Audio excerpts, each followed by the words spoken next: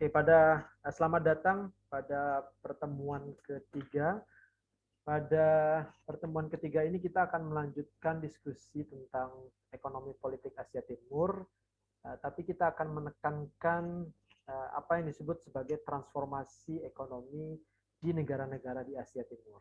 Jadi kalau kita lihat trajektori dalam beberapa dekade terakhir, negara-negara seperti Jepang, Korea Selatan, Taiwan, Hong Kong, China ini mengalami pertumbuhan ekonomi yang sangat fantastis ya. Ini contohnya foto yang ada di sini ini adalah foto dari China. Ini menggambarkan bagaimana pertumbuhan ekonomi China ini mengalami peningkatan yang sangat besar. Jadi Anda bayangkan dalam 10 tahun terakhir wajah Cina itu berubah ya, mungkin 15 tahun terakhir lah lebih tepatnya. Sebelumnya Cina tidak mengalami hal ini. Tapi sebelum Anda menyadari bahwa kemampuan Cina yang begitu besar saat ini telah dialami juga oleh negara-negara yang lain, terutama Jepang ya.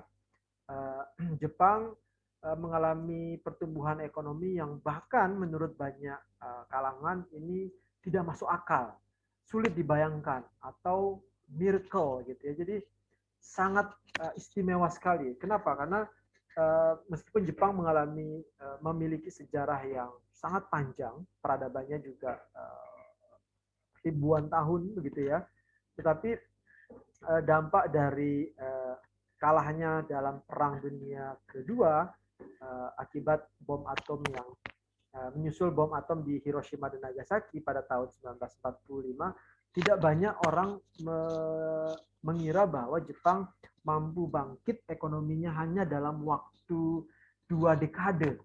Ya.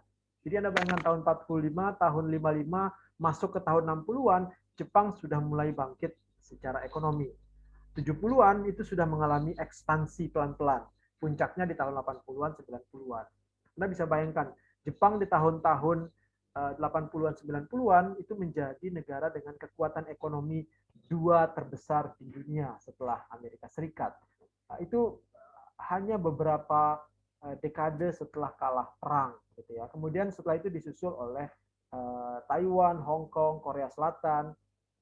Sehingga kita melihat di tahun-tahun 90-an, bahkan di tahun-tahun di mana Anda baru lahir, tahun 2000-an awal begitu, produk-produk dari Taiwan itu mulai membanjiri Korea Selatan juga demikian, mulai masuk. Itu menunjukkan bagaimana pertumbuhan ekonomi yang sangat pesat. Anda bisa bayangkan dulu produk Samsung itu sangat jarang orang mau beli ya. Begitu juga produk-produk yang lain. Jadi kalau produk Korea gitu seperti mobil Hyundai itu kesannya produk nomor 2 setelah Jepang. Tapi lama kelamaan kalau Anda perhatikan dan sekarang itu bahkan menjadi produk nomor 1 di dunia ya. Setelah itu Cina mulai mendominasi. Jadi kalau kita bisa simpulkan, Asia Timur ini mengalami transformasi ekonomi dengan pertumbuhan ekonomi, pertumbuhan GDP, dengan kemakmuran itu yang begitu pesat di kawasan. Ya. Bahkan negara-negara yang ada di sini seperti Hong Kong ini mengalami GDP paling tinggi di kawasan, ya, mengalahkan begitu banyak negara yang ada di kawasan Asia Timur dan juga Asia Tenggara.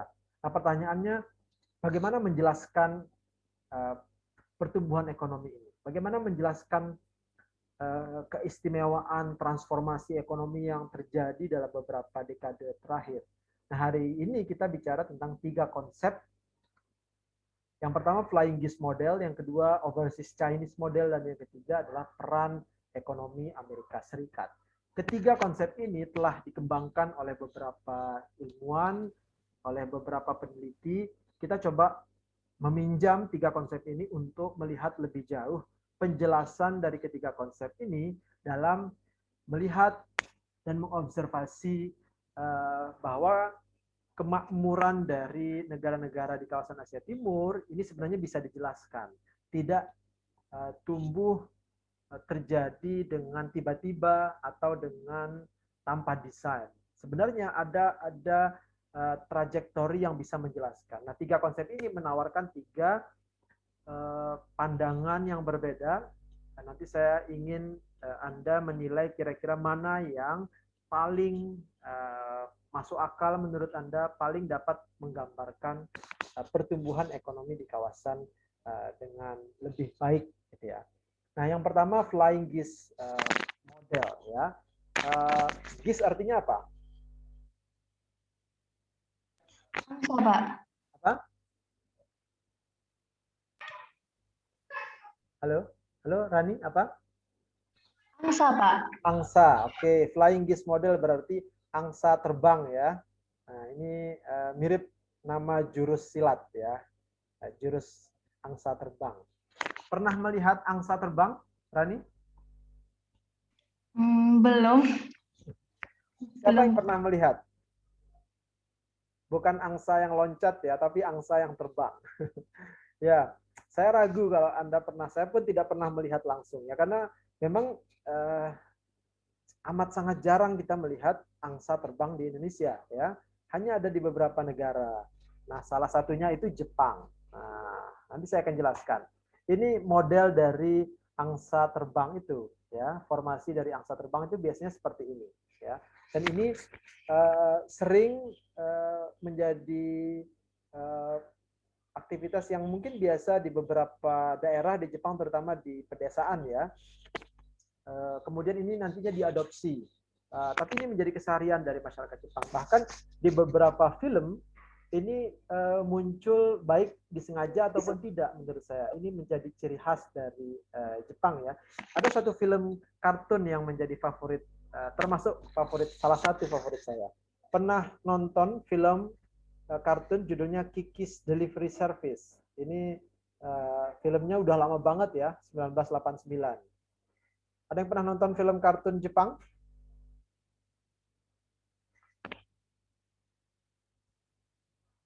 Oke. Ada yang pernah mendengar namanya Ghibli Studio? Pernah, Pak. Pernah, ya? Apa yang Anda pernah dengar dari Ghibli Studio? Ponyo, Pak. Ponyo, oke. Apalagi? Pernah nonton, ya? Pernah. Oke. Apalagi? Totoro. Totoro no Tomo, betul. Apalagi? Ada yang pernah nonton Spirited Away? Pernah, Pak, pernah. Oke. Selera Anda bagus berarti ini.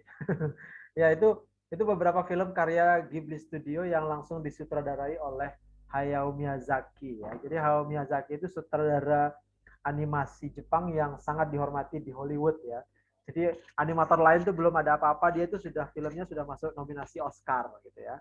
Nah, salah satu film yang bagus dari Hayao juga ini Kiki's Delivery Service. Jadi kerjanya dia ini mengirimkan paket, ya, dengan tongkat yang bisa terbang itu. Jadi sangat menarik.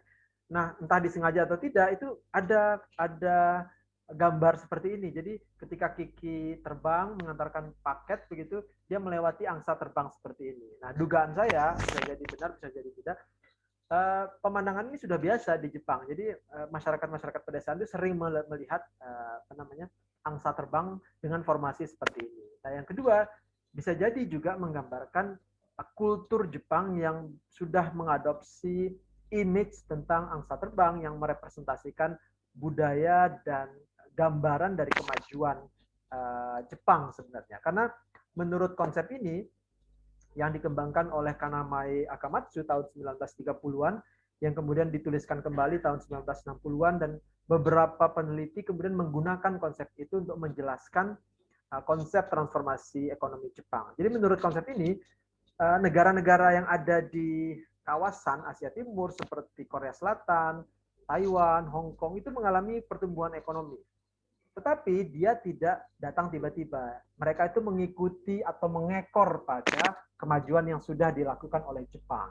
Jadi Jepang maju lebih dulu, kemudian dia itu menjadi pemimpin bagi negara-negara yang lain. Negara yang lain itu ngikut atau dipengaruhi oleh Jepang. Nah, bagaimana menjelaskan itu? Jadi, menurut konsep ini, pertumbuhan ekonomi Jepang tahun 1980-an ini mengalami puncak, ya, mengalami puncak dari produksi dalam negeri. Jadi begitu majunya industri dalam negeri Jepang, Sehingga apa yang terjadi? Nilai tukar yen itu naik ya. Jadi nilai tukar yen itu naik, semakin naik. Jadi semakin tinggi ekonomi sebuah negara, maka semakin baik mata uang. Jadi kalau Anda lihat kenapa mata uang kita itu anjlok sering ketika berhadapan dengan dolar, karena memang kondisi ekonomi kita belum begitu membaik ya. Nah, Jepang karena baik, nilai yennya makin meningkat. Tapi apa dampaknya? Ternyata dampaknya itu barang Jepang yang diproduksi di dalam negeri ketika dijual ke luar negeri itu harganya semakin mahal karena nilai rupiahnya tinggi, gitu ya. Jadi ketika masuk ke Indonesia, masuk ke beberapa negara yang lain itu kok harganya menjadi lebih mahal ya. Nah, kenapa demikian? Apa konsekuensinya ketika barangnya menjadi mahal, maka barangnya lakunya jadi dikit, keuntungan Jepang menjadi lebih rendah. Harga itu kemudian juga dipengaruhi oleh kos produksi yang semakin naik karena upah buruh dari buruh-buruh Jepang ini menaik juga karena kondisi ekonomi masyarakatnya membaik. Jadi mereka juga ingin agar upah buruhnya naik. Nah, apa dampak secara nasional? Ternyata industri Jepang mengalami kesulitan dengan adanya perbaikan itu karena ketika diproduksi di dalam negeri kos produksinya itu menjadi lebih mahal, yang dulunya hanya kos produksinya 10.000 dijual ke pasar 15.000, sekarang kos produksinya menjadi 20.000, ketika dijual ke pasar jadi 30.000. Jadi orang agak enggan untuk membeli ya.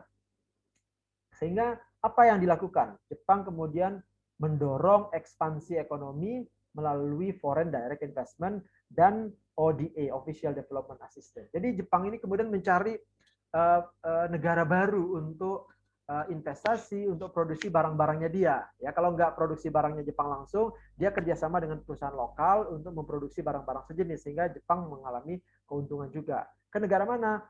Negara-negara New Industrialist Economies, yaitu Taiwan, Hong Kong,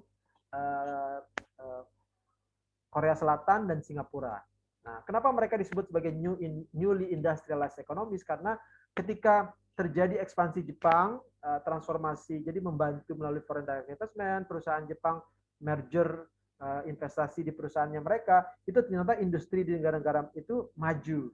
Nah, disebutlah sebagai negara industri ekonomi baru karena mengalami pertumbuhan yang sama dengan Jepang ya. Jadi Jepang dalam menurut konsep ini ternyata ikut mempengaruhi irama negara-negara yang lain yang ikut bersama Jepang. Jadi Jepang di sini sebagai pemimpin yang pengaruhnya dirasakan di negara-negara Asia Timur seperti Korea, khususnya Korea, Taiwan, Hong Kong. Cina belum ya. Jadi 4 negara termasuk Singapura ini ada di layer pertama yang sangat dekat dengan Jepang, itu di paling atas ya. Setelahnya baru ada negara-negara Asia Tenggara, Indonesia, Filipina, Thailand, dan Cina. Nah, Cina pada saat itu masih menjadi negara yang berkembang dan belum terlalu maju ya. Jadi Jepang berkontribusi melalui foreign direct investment, kemudian juga merger antar perusahaan, kemudian juga ikut membantu produksi di negara-negara ini. Dan satu lagi yaitu Official Development Assistance. Jadi Official Development Assistance itu adalah skema bantuan Jepang ke negara-negara di kawasan ya. Jadi Jepang itu memberikan bantuan tidak gratis ya. Jadi bisa dilunasi dalam waktu yang cukup panjang atau nanti akan ada kemudahan misalkan mengganti dengan aktivitas yang lain seperti perdagangan gitu ya. Tapi Official Development Assistance ini sangat memudahkan bagi negara-negara penerima. Tapi bagi Jepang ini bermanfaat sekali. Jadi di tahun-tahun 80-an 90-an itu Jepang cukup banyak memberikan bantuan uang untuk pembangunan. Jadi bagi yang hidup di luar Jawa misalkan, terutama saya kira Anda bisa tanya ke orang tua Anda misalkan bagaimana di negara-negara khususnya yang di luar Jawa, bagaimana pembangunan jalan, listrik gitu ya. Kemudian bendungan ini mulai marak dengan bantuan Jepang. Kenapa? Karena Jepang akan merasakan manfaatnya. Karena ketika negara di satu desa jalannya bagus, kemudian juga jembatannya juga ada, listrik akan semakin baik. Bendungan ada untuk pembangkit tenaga listrik misalkan. Nah, kalau semua fasilitas itu ada, semua pasti akan membutuhkan entertainment. Ya. Pada saat itu entertainment-nya itu adalah radio. Jadi saya ingat ketika SD di tahun 1990-an awal begitu ya. Itu setiap hari sebelum ke sekolah itu orang tua saya sudah menyalakan radio ya.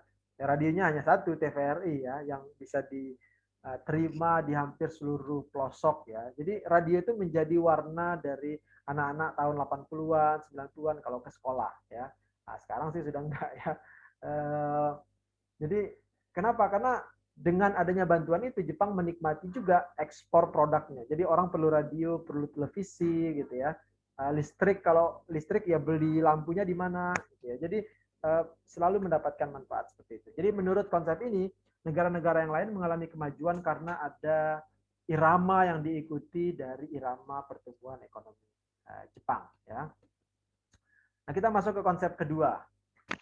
Nah, konsep kedua ini namanya Overseas Chinese Model atau istilah lain adalah keturunan Cina diaspora. Jadi keturunan-keturunan Cina yang tidak lagi tinggal di Cina, tapi sudah mencar ya, mereka keluar dari Cina. Ada yang ke Taiwan, itu juga hampir sebagian besar penduduk Taiwan itu keturunan Cina. Hong Kong, ingat dalam konteks ini saya menyebut Taiwan, Hong Kong itu menjadi negara tersendiri ya. Nanti kita bicarakan kenapa demikian.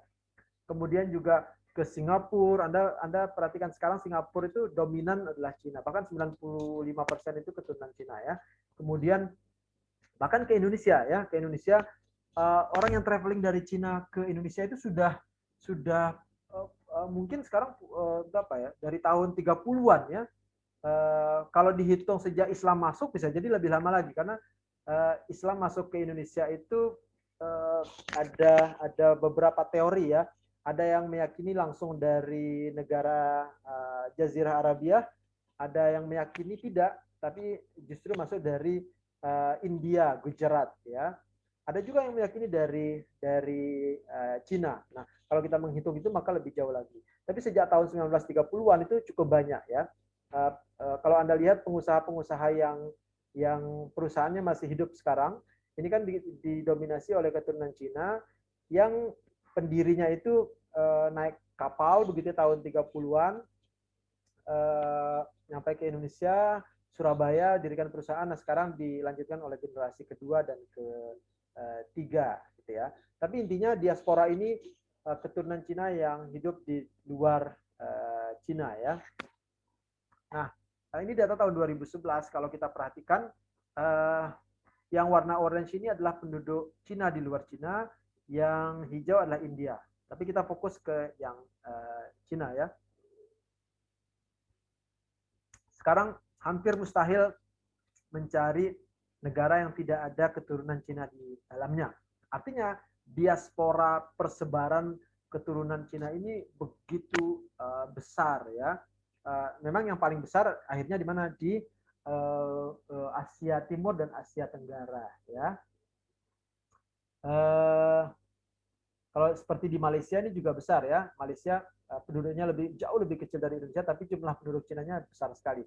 Karena sejarah ya. Jadi dulu ketika jajahan Inggris, Inggris ketika membangun jalan, membangun itu kan membawa keturunan India untuk bekerja, membawa keturunan Cina untuk bekerja ya. Nah, menurut konsep ini diaspora Cina ini sangat berpengaruh ya, terutama yang ada di kawasan Asia Timur seperti Taiwan, Hong Kong, Thailand, Indonesia, Singapura begitu ya. Ini berpengaruh terhadap kebangkitan ekonomi. Sehingga menurut konsep Overseas Chinese Model ini, peran Jepang itu ada tetapi dia tidak dominan. Justru peran Overseas Chinese Model inilah yang kemudian membantu bangkitnya ekonomi Taiwan, Hong Kong, dan Singapura. Kalau tidak ada keturunan etnis Chinese ini, menurut konsep ini, maka pertumbuhan ekonomi di negara-negara tersebut tidak akan terjadi dengan signifikan. Ya. Cina perantauan inilah yang mendorong membangkitkan ekonomi. Dari perusahaan-perusahaan yang mereka bangun. Kenapa? Karena ketika mereka membangun perusahaan, itu mereka akan bekerja sama dengan sesama bisnis Chinese, sesama bisnis keturunan Cina. Mereka akan memperkuat. Nah, karena itu mereka konsep ini percaya bahwa sistem bisnis model Cina inilah yang membantu tumbuhnya ekonomi. Nanti kita akan lihat kasusnya.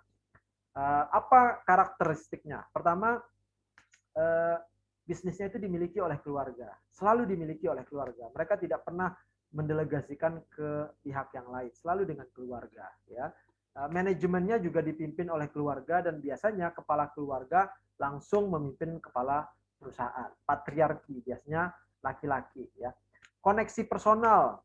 Kalau enggak keluarga ya personal, kalau enggak keluarga ya klan. Klan itu artinya sesama keturunan. Ya, oh dia bukan keluarga kita tapi dia keturunan Cina, kerjasama. Primordial. Ya, mungkin ada yang familiar dengan filmnya Ernest Prakasa yang judulnya apa namanya? Cek Toko Sebelah. Ada yang pernah nonton? Pernah, Pak. Nah ya, Pak? Anda tahu arti dari cek toko sebelah? Atau dapat kesan nggak? Itu sebenarnya maksudnya apa sih cek toko sebelah? Apakah hanya ngecek toko sebelah aja atau gimana? Di film itu diceritakan nggak?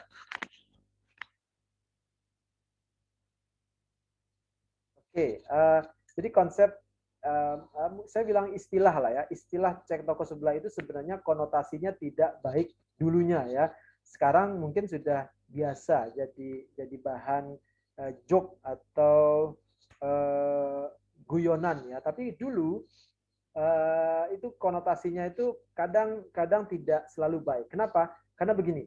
Jadi kesan bahwa para pebisnis Cina, terutama yang punya toko Cina itu agak agak apa namanya agak mahal, agak pelit gitu ya. Kenapa? Karena mereka mendominasi. Jadi di satu daerah bisa jadi sebagian besar toko itu miliknya Cina. Jadi mereka memainkan harga dengan sesukanya. Jadi misalkan ada satu orang datang ke toko Cina mau beli sepatu nih, dia bilang, "Kok ini kok Ci, ini harganya mahal Ci," gitu ya. Dia bilang enggak, ini harganya biasa kok. Kalau nggak percaya cek aja ke toko sebelah. Nah, ternyata di toko sebelah harganya dinaikin lagi agar Anda itu balik lagi ke toko yang tadi. Usut punya usut, toko sebelah itu miliknya, kalau nggak milik keluarganya dia, ya milik sesama Cina. Ya, dan itu sudah apa bahasa dulu itu kong kali kong, gitu ya. Jadi ada konsep yang demikian yang melekat, yang menggambarkan sebenarnya bagaimana kuatnya erat. Jadi ya ada yang menganggap itu konotasinya negatif, tapi yang ingin saya sampaikan adalah bahwa koneksi antar mereka itu begitu kuat. Dan karena itulah model. Itu mempengaruhi nanti kerjasama antar negara, gitu ya. Karena pebisnis Cina di Indonesia dengan pebisnis Cina di Malaysia kerjasama. Taiwan dengan Hong Kong kerjasama. Jadi begitu, ya. Nah, mereka juga responsif terhadap perubahan kebutuhan pasar. Anda bisa tahu ya. Jadi keluaran produk asli baru keluar hari ini, besok KW-nya udah keluar ya. Jadi perubahannya itu cepat. Jadi fleksibilitasnya tinggi. Nah, model bisnis perantauan inilah yang mempengaruhi pembangunan ekonomi di beberapa negara menurut konsep ini. Seperti Taiwan, Hong Kong tadi ya. Jadi kalau kita lihat kasusnya, nah di Taiwan misalkan, menurut konsep yang Jepang tadi, justru perusahaan-perusahaan Jepang yang mendorong apa namanya tingginya produksi. Tapi kata konsep ini, oke, produksi didorong oleh Jepang, tapi siapa yang membantu akses pasar? Ternyata yang membantu akses pasar adalah koneksi antar etnis. Ya, pebisnis di Taiwan ternyata punya koneksi dengan pebisnis di Amerika Serikat sehingga membuka pasar tradisional, pasar domestik Amerika. Ternyata ketika ditelaah lebih dalam, orang-orang yang membuka pasar tersebut merupakan keturunan Cina dari Taiwan. Jadi kehubungan kekerabatan primordial tadi makin kuat ya, sehingga membuka lagi pasar tuh ya. Nah, yang kedua, investasi dari Hong Kong ternyata banyak ke Guangdong. Jadi Cina, bagian Cina Selatan yang ada di dekatnya Hong Kong. Jadi kesuksesan Hong Kong itu karena investasinya keluar tinggi. Di mana mereka investasi? Ke Guangdong. 80% dari orang Hong Kong itu punya hubungan kekeluargaan ternyata di daerah tersebut. Sehingga inilah yang mendorong menurut konsep ini, yang ikut mendorong tumbuhnya ekonomi di negara-negara tersebut. Termasuk Singapura. Singapura juga demikian ya. Model bisnis Cina diaspora inilah yang mendorong Hong Kong menjadi negara yang sangat maju di bidang ekonomi. Ya. Oke, jadi Anda bisa membedakan ya apa yang menjadi penekanan dari konsep flying geese dan apa yang menjadi penekanan dari konsep Chinese model, overseas Chinese model. Nah, yang terakhir ada konsep juga yang menekankan peran dari Amerika Serikat. Jadi menurut konsep ini peran dari Amerika Serikat itu tidak boleh hilang. Ya, oke, kita bicara tentang Jepang yang membantu investasi. Yes, dia membantu investasi. Banyak keturunan Chinese. Tapi menurut konsep ini, peran Amerika Serikat itu penting dalam mendorong ekspor. Jadi ekspor itu sebenarnya karena memang ada regulasi dari Amerika Serikat yang membuka pasar domestiknya mereka itu. Ya, jadi pasar domestik Amerika itu dibuka khususnya dari produk-produk Taiwan, Hong Kong, Korea Selatan. Nah, keterbukaan pasar domestik itulah yang kemudian mendorong produktivitas di tiga negara tadi, apa ya, New Industrial Economies. Fakta yang menarik adalah ekspor New Industrial Economies ini dengan Amerika itu surplus, artinya ketika mereka berdagang dengan Amerika itu lebih untung dibandingkan dengan mereka dagang dengan Jepang. Jadi ketika mereka dagang 10 barang ke Amerika itu lakunya 8 misalkan ya. Sementara mereka jual 10 barang ke Jepang itu lakunya hanya 2 gitu ya. Jadi justru mereka mengalami peningkatan ke Amerika Serikat ya. Meskipun nanti kita lihat ya Jepang itu lebih unggul sedikit dibandingkan Amerika Serikat dalam hal investasi. Tapi dari sisi keterserapan pasar itu lebih membantu Amerika ya. Nah, Amerika juga membantu dalam hal membuka pasar Eropa. Anda ingat bahwa Amerika itu punya kedekatan yang sangat kuat dengan Eropa, bahkan cukup dominan. Kenapa demikian? Karena sejarah panjang Amerika membantu Eropa di tahun 1930-an. Ketika negara-negara Eropa ini mengalami persoalan ekonomi, Amerika datang dengan bantuan untuk membantu pemulihan ekonomi, ya. Namanya Marshall Plan. Jadi Amerika itu seperti yang tadi dilakukan oleh Jepang, ya, Official Development Assistance. Nah, Amerika itu punya bantuan yang namanya Marshall Plan. Sehingga dalam hal ini Amerika Serikat membantu barang-barang dari Taiwan, Hong Kong, Korea Selatan ini diekspor ke Eropa. Alasan menariknya adalah karena ketika barang-barang tadi dijual ke Amerika itu sudah terlalu banyak ya. Jadi Amerika juga nggak terlalu srek dengan banyaknya barang tersebut. Kemudian dioper ya, dioper ke Eropa. Nah, sehingga menurut konsep ini Amerika punya peran yang penting juga dalam mendorong pertumbuhan ekonomi. Nah, ini data yang menarik di tahun-tahun itu ya. Kita bicara tentang tahun 80-an ketika transformasi ekonomi di kawasan Asia Timur ini mengalami puncaknya. Kalau kita lihat data tahun 80-85, kemudian dari 86-88 sampai 88 akhir 80-an begitu ya. Kita lihat perbandingan antara investasi Jepang dan Amerika di 4 negara. Jadi setiap periode memang kita melihat investasi Jepang lebih tinggi dibandingkan Amerika Serikat. Tapi investasi Amerika Serikat juga tinggi ya, kalau dilihat dari skalanya. Ya. Nah, ini 3 konsep yang menjadi materi utama kita pada pertemuan ketiga ini.